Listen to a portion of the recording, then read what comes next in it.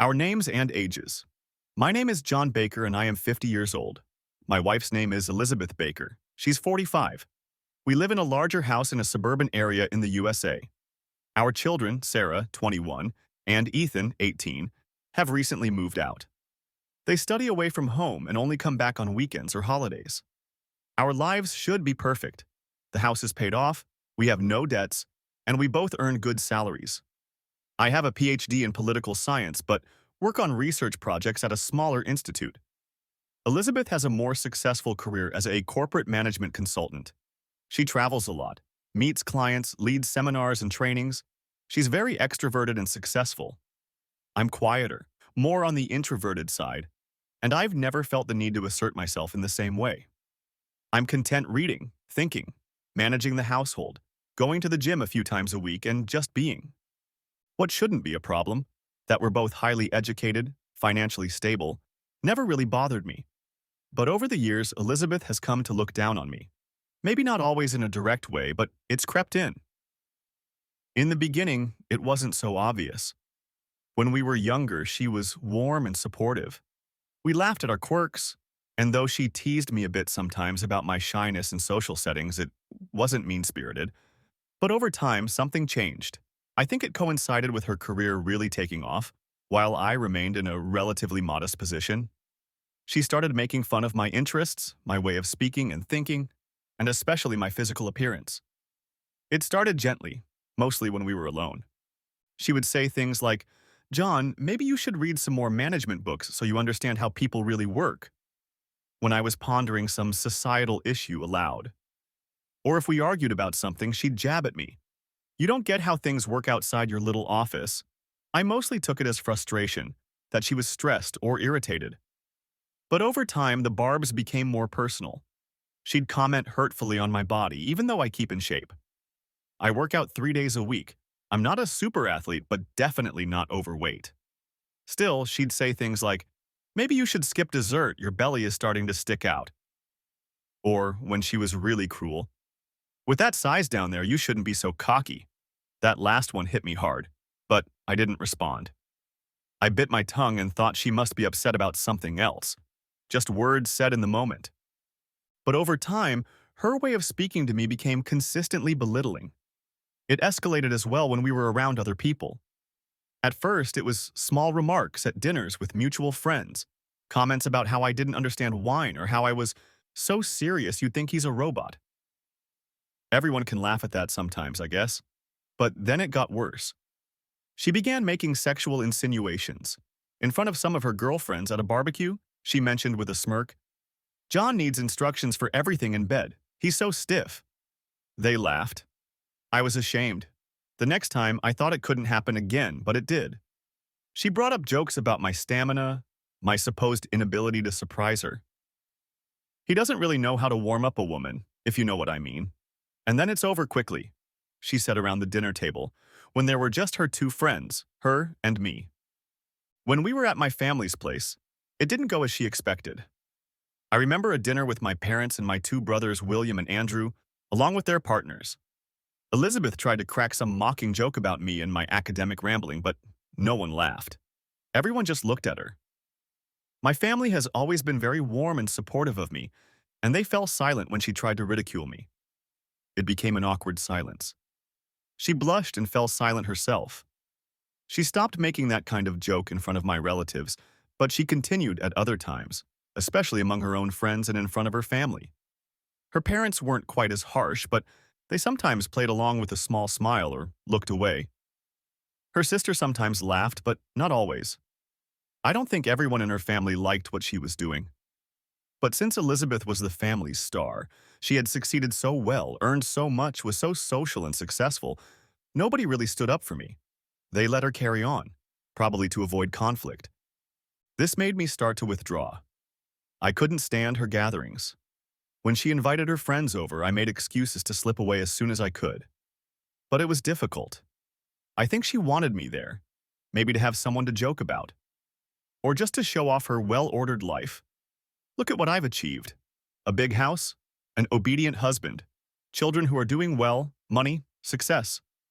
I became part of her backdrop, a backdrop she loved to ridicule. I tried to talk to her about this many times. The first time I brought it up carefully. Elizabeth, I don't like it when you joke about my body, my performance in bed, or my job in front of others. It has to stop. She responded by calling me sensitive. Oh, John, relax. They're just jokes. No one takes it seriously. But I took it seriously, and I tried again and again. Each time she brushed it off, sighed at me, and said I was overreacting. You have to be able to take a joke, she said. Trying to talk to her was like talking to a wall. She wouldn't listen. It was as if my integrity didn't matter. I started to feel anger. I'm not the type to get furious or shout. I bottle up my feelings, become quiet, sad, frustrated, but inside, it was slowly boiling. At the same time, I thought, we have so much that's good. We have a secure life, good finances, the house is ours. I have my books, my interests, my work. The children are doing well. Is it really worth risking it all over these constant taunts? I struggled with that question for a long time, but it gradually got worse. In front of her friends, she'd say things like, John tries to keep in shape, but he seems to think 3 days a week is enough to burn off a beer belly. They laughed and I gritted my teeth. Or, you know, I've thought about getting John a personal trainer. He doesn't seem to understand how to really work out. Little words, but hurtful. Then it got even more vulgar. In front of some of her closest friends, women who laughed at everything she said, she had no shame. I remember one evening when, with a glass of wine in hand, she said, I'm thinking of buying myself a vibrator, so maybe I can get things done before it's all over. She laughed and wiggled her little finger as her friends roared with laughter.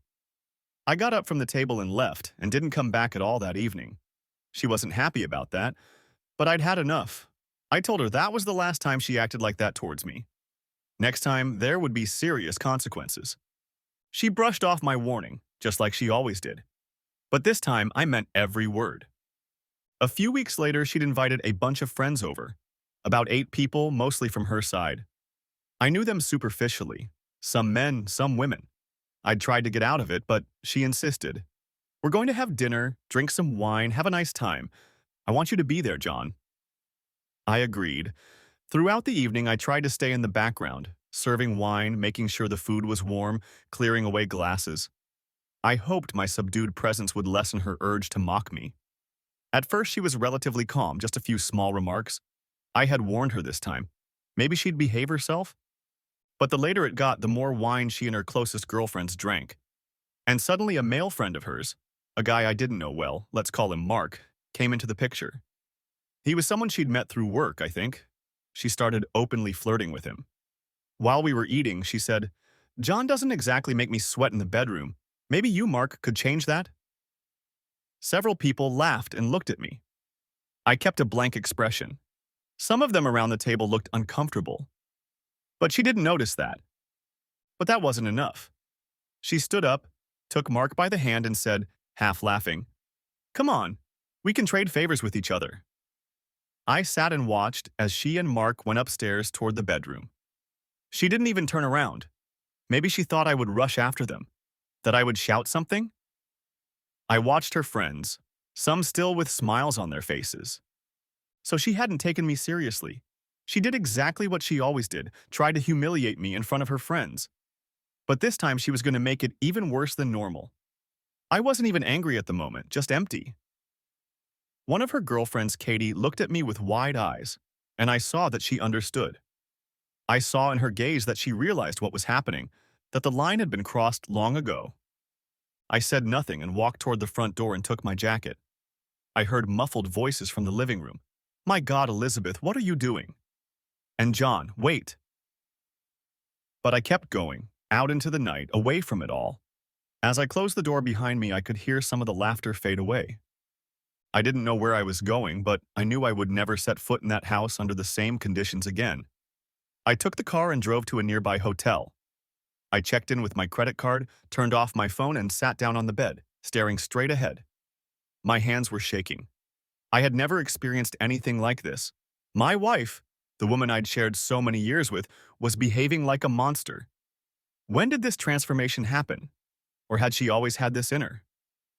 Later that night, when I turned my phone back on, there was a message. It was a long text message from one of her friends, a woman I barely knew. She described what had happened, how Elizabeth had gone upstairs with Mark, how she had planned for me to follow and see her humiliate me with another man. She thought I would come up and try to talk to her. She literally wanted me to watch. But instead, I just left the house. When I left, one of the guests ran upstairs and opened the bedroom door and found Elizabeth on her knees with Mark's penis in her mouth, fully engaged in giving me a show. When she heard I'd left the house, she first laughed, but when she realized what she'd done and the damage it caused, she became afraid. She tried to call me, but I had turned off my phone. The friend writing the text also told me that not everyone in their circle of friends was comfortable with what Elizabeth had done. On the contrary, many had started questioning her. Some had left the house in silence. I read the text several times. I felt disgust growing inside me, but also a strange relief. It was over. There was nothing left to save. No one can come back from such humiliation. I decided then and there, I would leave her. I would get out of this marriage. I would never let myself be treated like this again. The next day, I contacted a lawyer I knew of through an acquaintance. I briefly explained what had happened, and he promised to help me. I asked him to prepare the divorce papers. I contacted my bank and transferred half of our joint assets into my own account. I knew she might try to stop me, but I was faster. I took what was rightfully mine. Then I left messages for my parents and my children saying I needed some time to myself, that I'd be living away for a while, without giving too many details. I called my childhood friend David. David and I have known each other since we were teenagers. He married early to his wife, Emily, and they have 2 children, Megan, 10, and James, 8. They live a peaceful life. David is not a big-time careerist, but he has a stable job and is a warm person. When I explained roughly what had happened without getting into all the dirty details, he invited me to stay at his place. "You can sleep in the guest room as long as you want," he said. I checked out of the hotel and went to David's home. It felt strange to walk into their house, full of toys and smelling of freshly baked bread. David and Emily were kind and caring. I felt myself relax for the first time in a long while. Sitting at their kitchen table, eating a simple meal, hearing the children's laughter in the background, it gave me peace. I explained that I needed some time to sort things out. They said I could stay as long as I needed. Meanwhile, Elizabeth desperately tried to reach me. She called my cell phone incessantly. I didn't answer. She came to my workplace, but I had taken leave and told the receptionist not to let her in. She tried contacting my parents, siblings, and friends. Everyone more or less knew what had happened. Word spread quickly, and they kept her at a distance. She found out which gym I frequented, but I had stopped going for the time being. When she realized I was staying at David and Emily's, she started showing up in their yard, calling my name, ringing the doorbell. David scolded her and told her to leave. She wouldn't give up. In the end, David had to apply for a restraining order to protect his family. It was completely absurd. My wife, the woman I'd shared my life with, behaved like a madwoman. I didn't speak to her at all during the process. In the beginning, she tried to contact me, but since I had blocked her everywhere, email was the only way. I ignored her emails. I read a few. They were remorseful. But that changes nothing. She had zero respect for me. She never stopped this behavior despite my repeated pleas. Now she's remorseful because everyone knows how bad it was. I don't believe for a second that she thinks she did anything wrong. She's trying to protect her image. What surprised me was how people around us reacted. Many had seen small signs here and there, but didn't realize how bad it was. When the entire humiliating story became public, through lawyers and friends who stopped keeping quiet, many turned their backs on Elizabeth. Her reputation was severely damaged. Customers and colleagues avoided her. Her family, at least some of them, took a strong stand against her. She tried to downplay it, but it didn't work. Rumors spread quickly. Her social circle shrank drastically. One of my friends, who was acquainted with several in her circle, decided to get revenge in his own way. He found out who her friends were, especially those who had laughed along, and sent detailed descriptions of what happened to their husbands and boyfriends. Maybe it wasn't the nicest thing to do, but he was angry on my behalf. This led to several other relationships collapsing. Apparently, the information these men received was enough for them to scrutinize their own partners more closely. When everything came to light, it sparked a chain reaction. suspicion, arguments, breakups. I later heard that at least two other couples separated because of infidelity. It was as if my divorce lit a fuse that caused several broken relationships to explode. I felt no joy in others' misfortune, but I understood that my story was a wake-up call. People realized what boundaries had been crossed, how extreme the behavior was.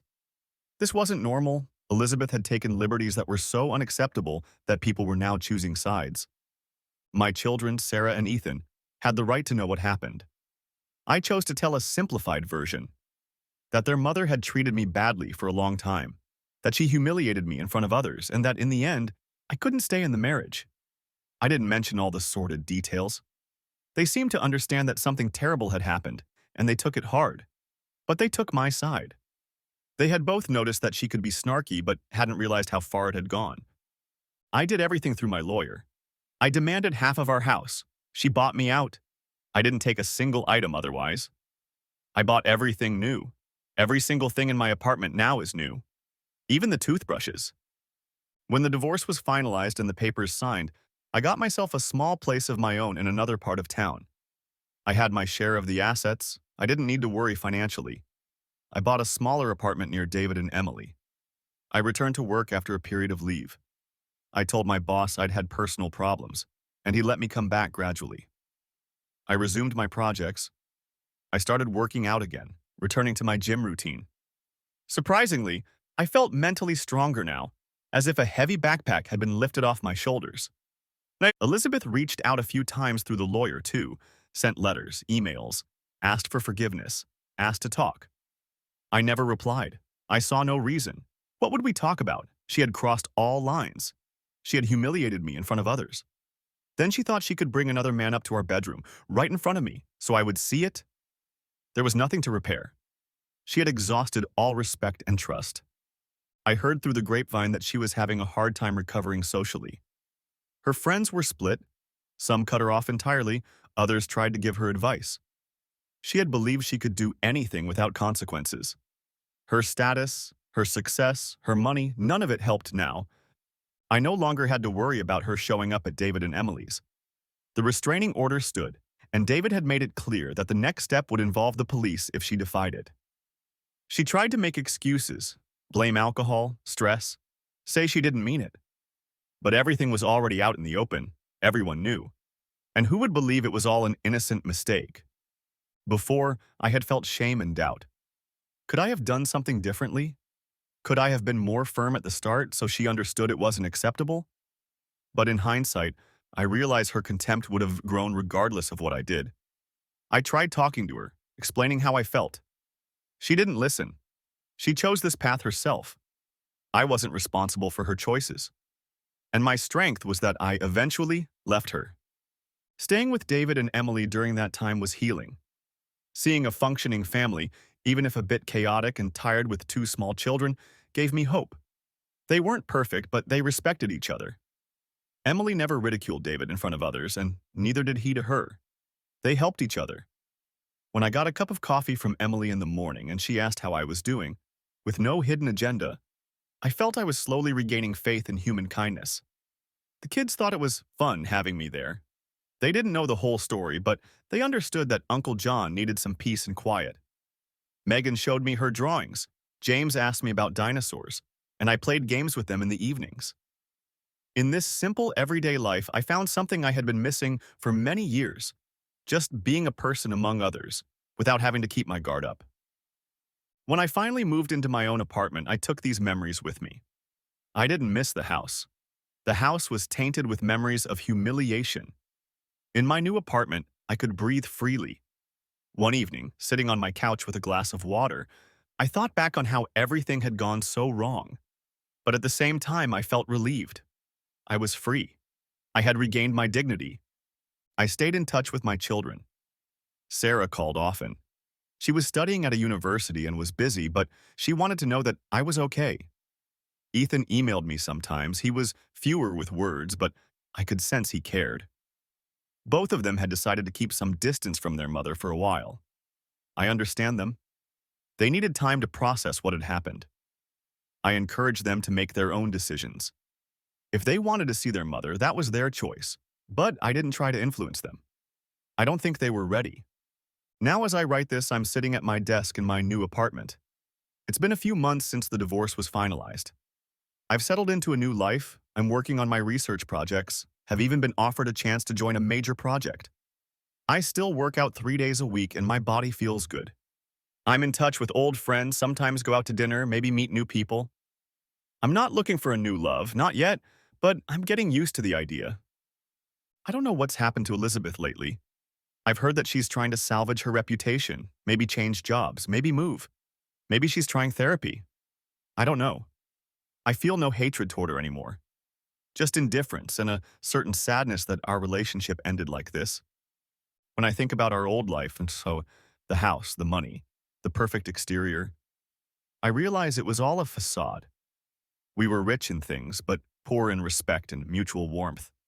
I paid a high price to realize that. But now that I'm out on the other side, free from her contempt, I feel a calm I haven't felt in years. If you liked this story, please subscribe and give us a thumbs up. It helps a lot, and you won't miss out on any future stories. Take care and live your best life.